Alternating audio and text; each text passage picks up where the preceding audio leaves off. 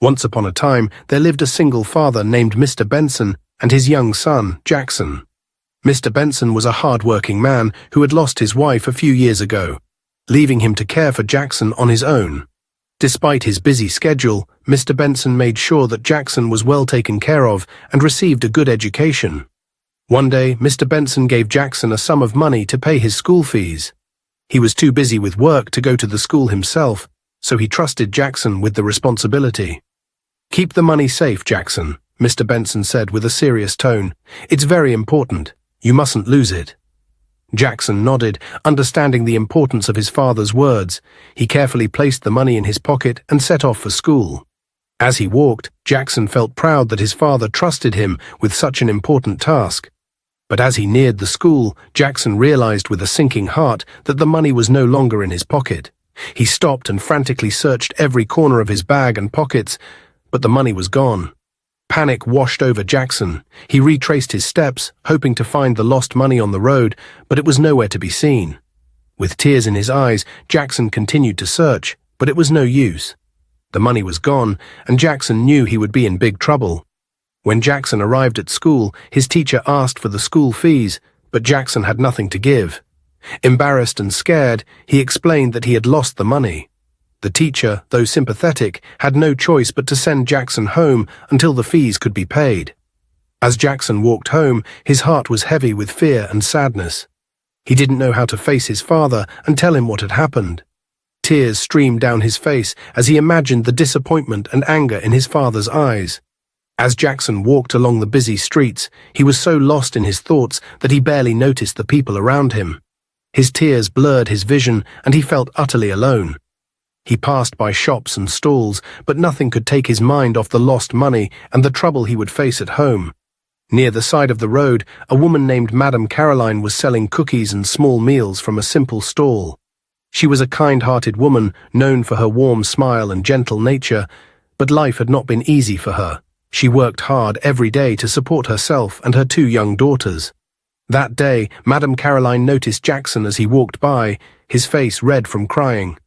Concerned, she called out to him, "Young man, why are you crying?" Jackson stopped, surprised that someone had noticed him. He wiped his eyes and hesitated for a moment before walking over to her stall.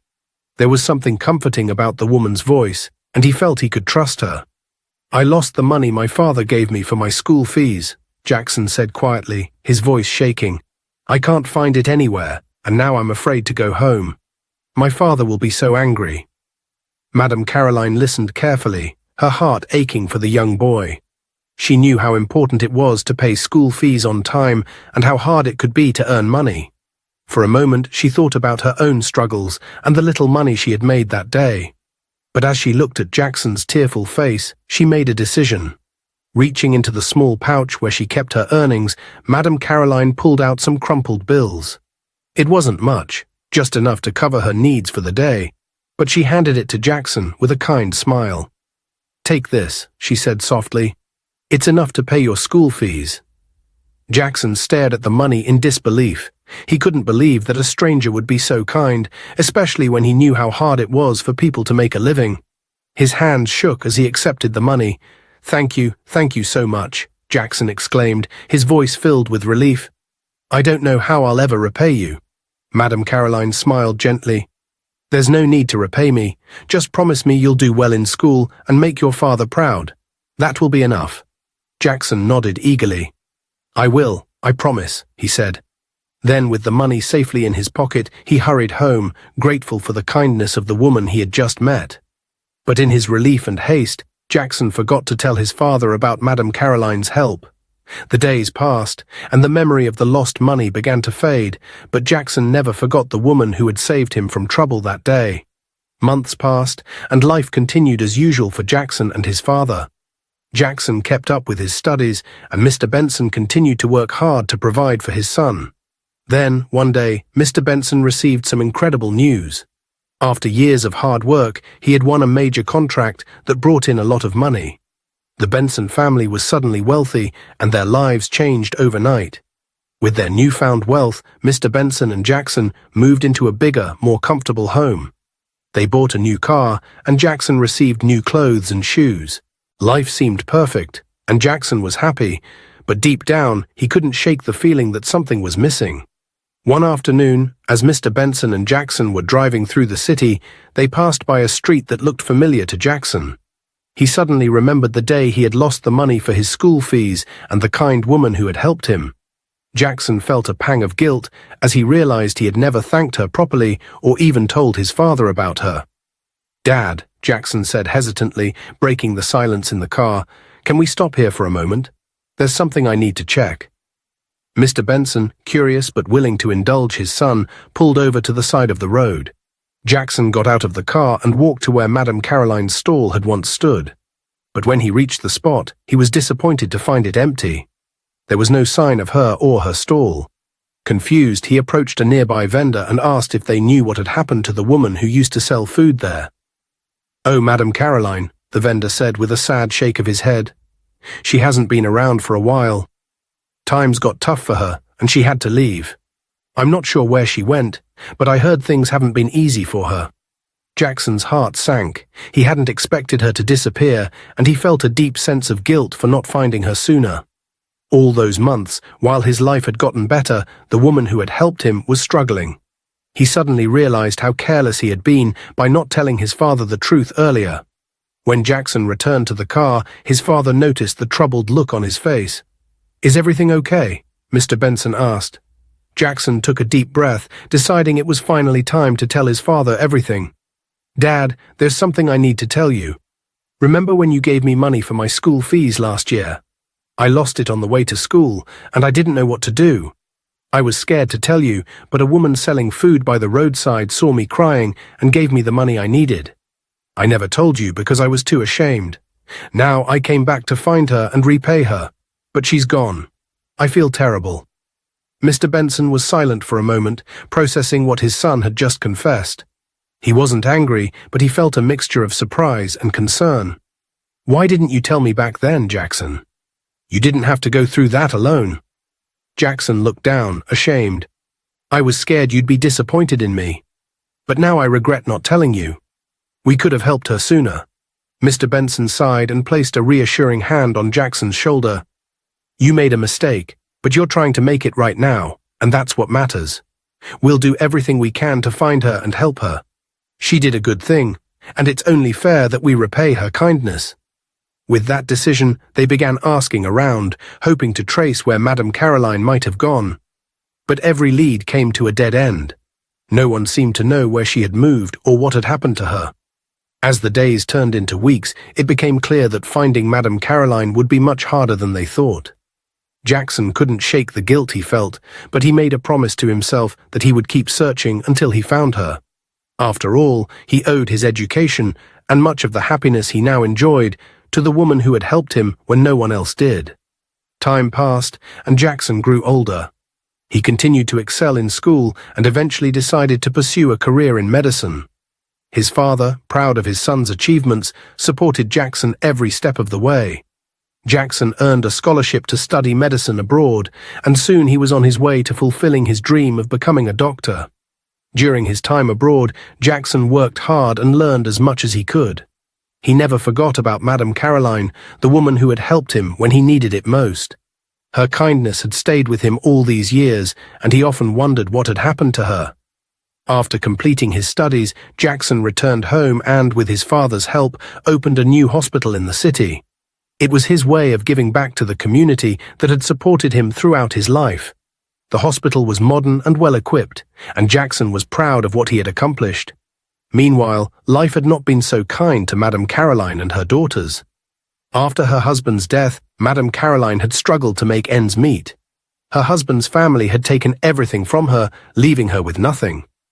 She and her daughters, Miracle and Lizzie, were forced to live in an unfinished building on the outskirts of the city. Miracle and Lizzie tried to help their mother by selling fruits on the street, but the money they earned was barely enough to survive. They had to drop out of school because Madame Caroline couldn't afford the fees, and their lives were a constant struggle. One day, as Miracle and Lizzie were selling fruit near a busy road, tragedy struck. Lizzie was crossing the street when a car came speeding towards her. She didn't see it in time, and the car hit her, throwing her to the ground. Miracle screamed and rushed to her sister's side, but Lizzie was unconscious, and there was blood everywhere. People gathered around as Miracle knelt by her sister, crying and begging for help. Someone called for an ambulance, and a kind stranger offered to take them to the nearest hospital. Miracle, her heart pounding with fear, agreed, and they rushed to the hospital, hoping that Lizzie would be okay. When they arrived, the hospital staff quickly took Lizzie into the emergency room, but there was a problem. The doctors asked Miracle for payment before they could begin treatment, but Miracle had no money. She pleaded with the doctors, telling them that her sister was seriously injured and needed immediate help, but they refused to treat Lizzie without payment. Miracle's heart broke as she watched Lizzie's condition worsen before her eyes. Desperate, she fell to her knees, begging anyone who would listen, but it seemed like no one cared. The minutes dragged on, each one feeling like an eternity, until finally a doctor came to check on Lizzie. But by then, it was too late.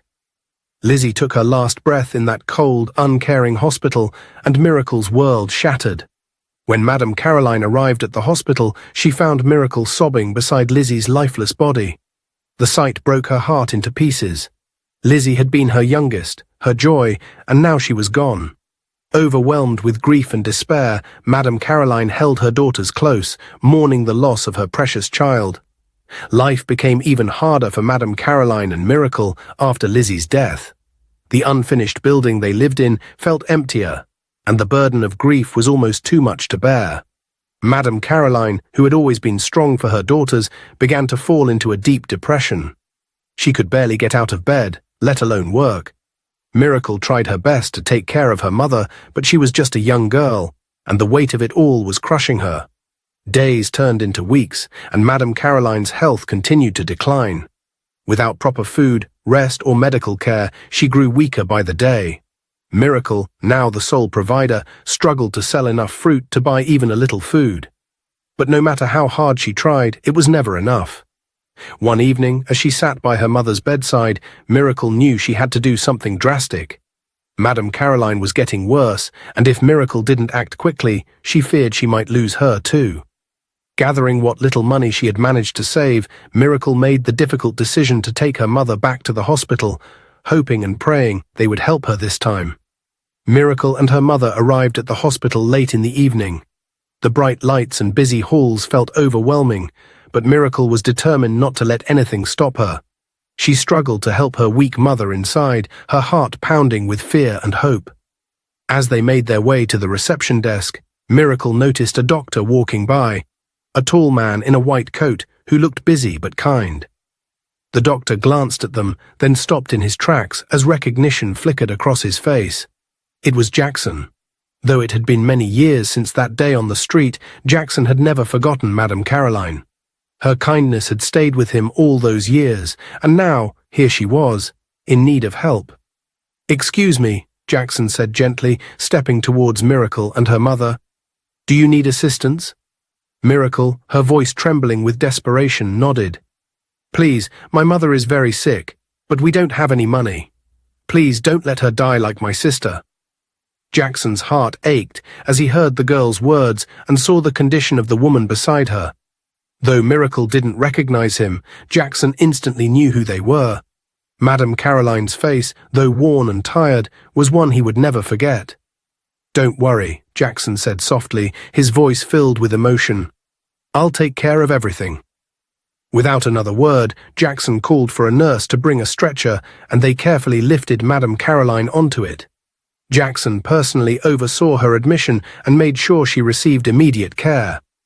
Miracle followed closely, her heart pounding with a mix of fear and relief. As the medical team began to treat Madame Caroline, Jackson took a moment to speak with Miracle. "What's your name?" he asked gently. "Miracle," she replied, wiping tears from her eyes. Jackson nodded, his suspicions confirmed. "And your mother's name? Is it Madame Caroline?" Miracle looked at Jackson with surprise. "Yes, how do you know her?" Jackson smiled sadly. "Your mother helped me a long time ago, when I was in need. I've been looking for her ever since, to thank her. I owe her a great debt, and now it's my turn to help her." Miracle stared at him, trying to process what he was saying. "You knew my mother?" "Yes," Jackson replied. And I promise you, I'll do everything I can to make sure she gets better." Over the next few days, Jackson made good on his promise. He ensured that Madame Caroline received the best possible care, and he checked on her regularly. Under Jackson's watchful eye, Madame Caroline slowly began to recover. Miracle, too, stayed by her mother's side, never leaving her alone. As Madame Caroline's health improved, Jackson began to think about what would happen next. He knew they couldn't go back to living in that unfinished building. They needed a safe and comfortable place to stay, while Madame Caroline continued her recovery. One evening, as he sat by Madame Caroline's bedside, Jackson shared his thoughts with her and Miracle. "When you're well enough to leave the hospital," he said, "I want you both to come stay with me and my father. We have more than enough room, and you'll be safe and comfortable there." Madame Caroline looked at Jackson, her eyes filling with gratitude and tears. "Thank you," she whispered, her voice still weak but full of emotion. "You're a blessing to us, Jackson. I don't know how to repay you." "You already have," Jackson replied, smiling gently. "All those years ago, you helped me when I needed it most. Now it's my turn to help you." Miracle, who had been silent, finally spoke up.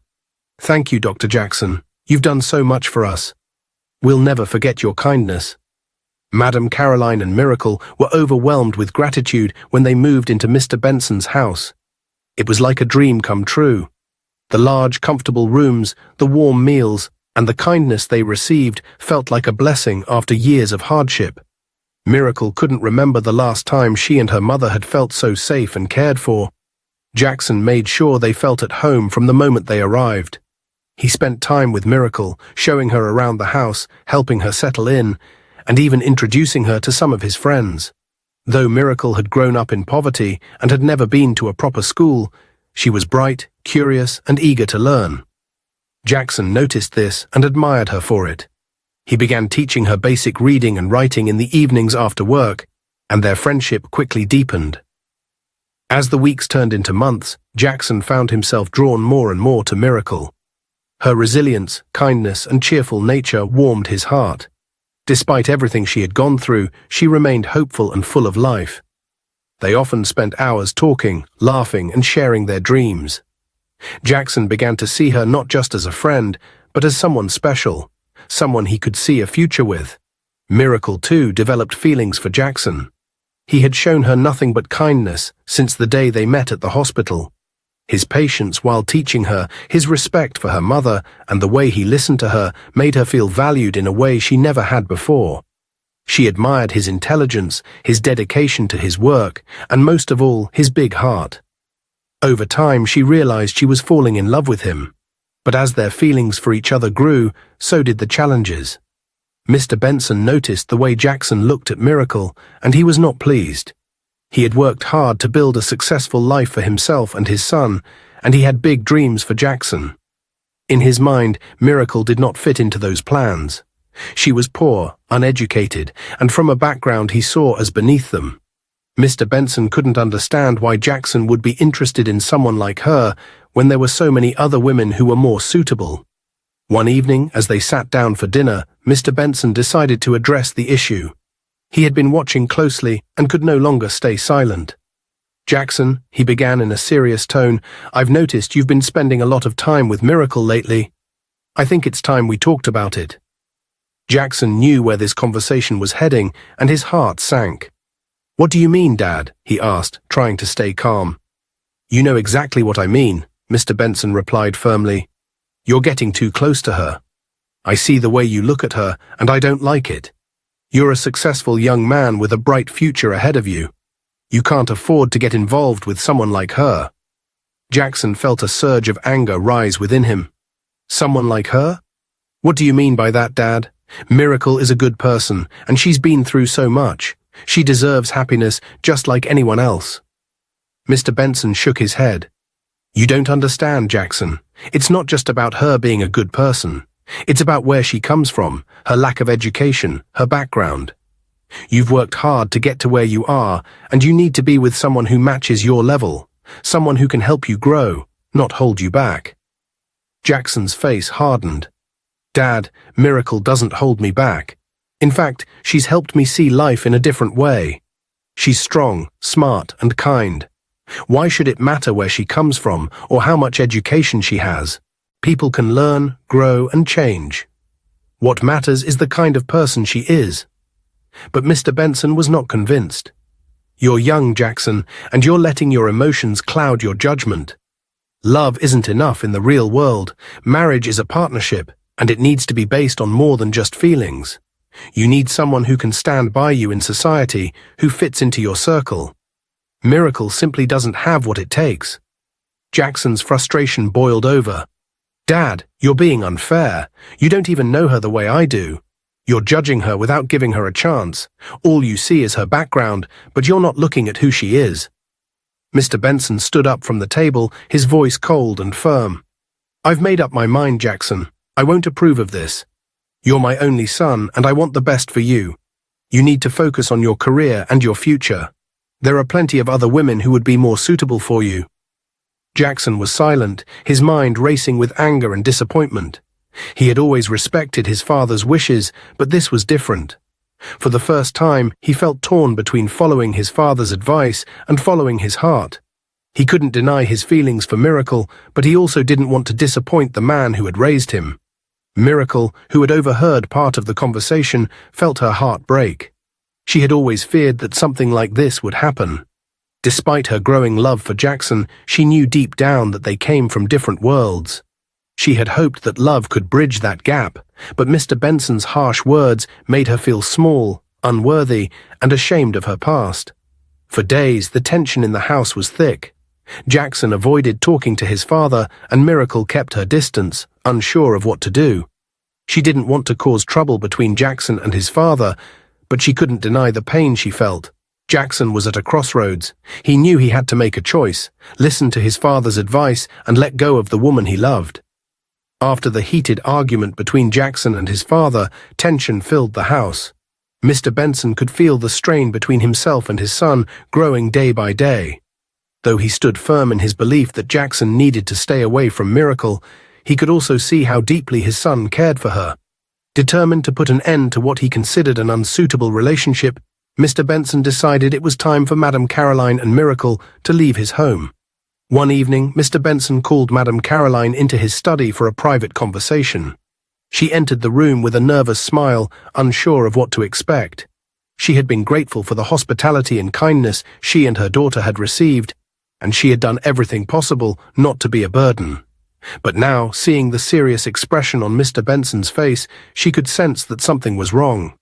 "Please sit down, Madame Caroline," Mr. Benson said, his tone formal and distant. Madame Caroline took a seat, her heart racing. "Is everything all right, sir?" she asked, concern clear in her voice.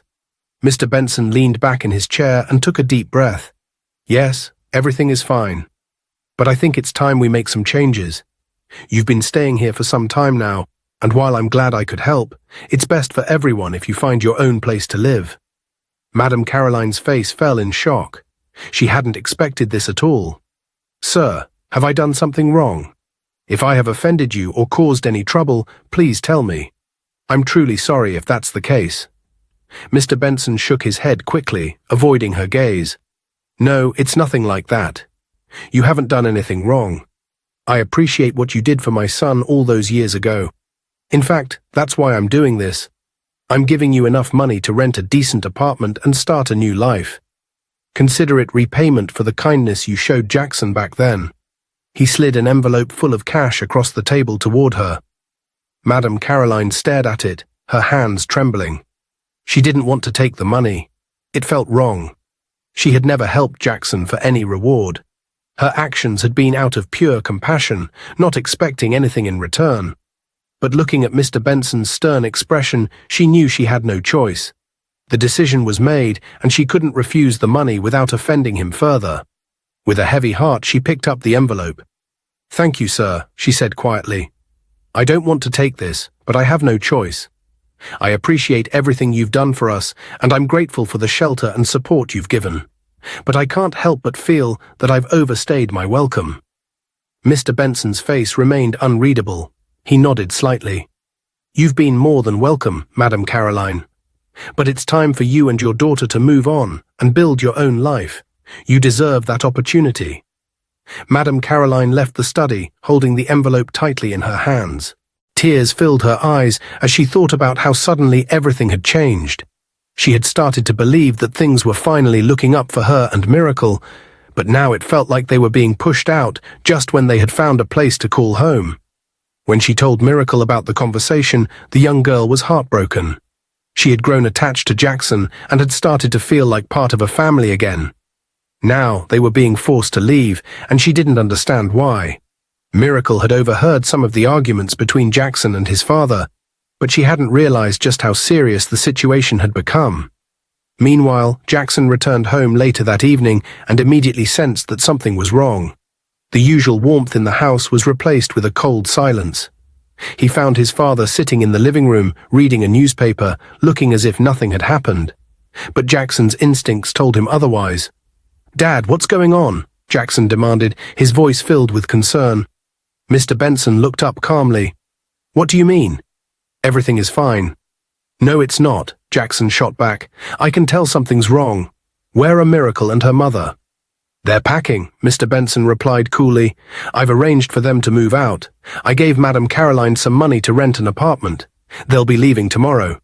Jackson's eyes widened in disbelief. "You did what? How could you do that without even telling me?"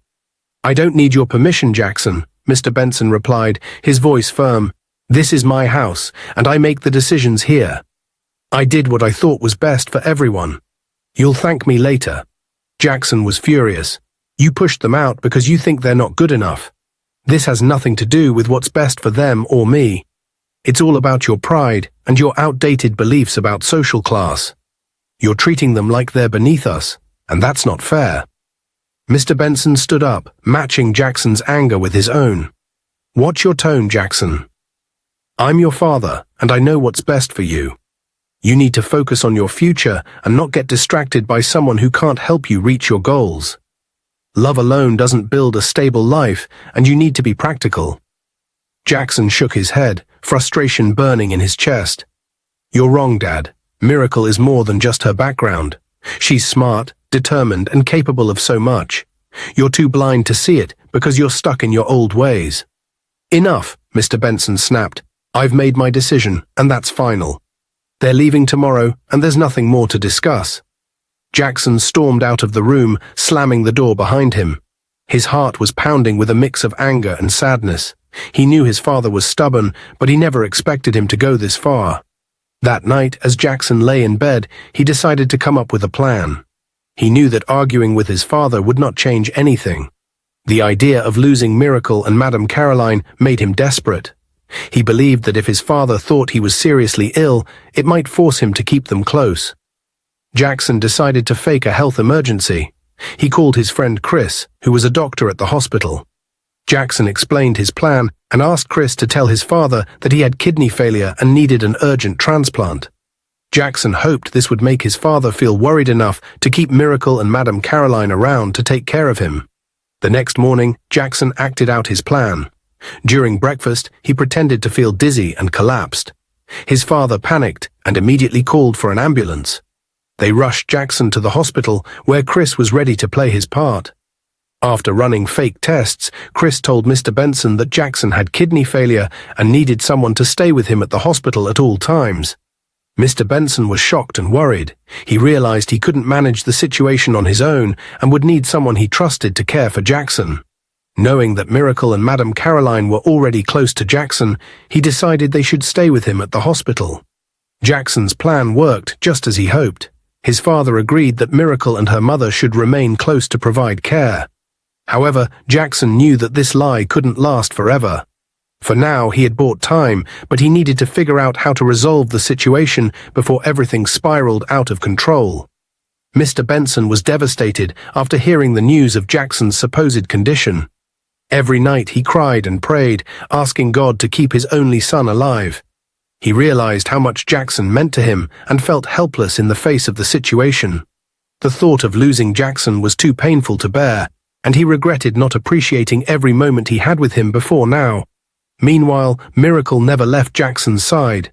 She spent hours by his bed, praying for him and hoping for a miracle. She could see how much Mr. Benson was suffering, and her heart ached for both of them. The atmosphere was heavy with worry, but Miracle refused to give up.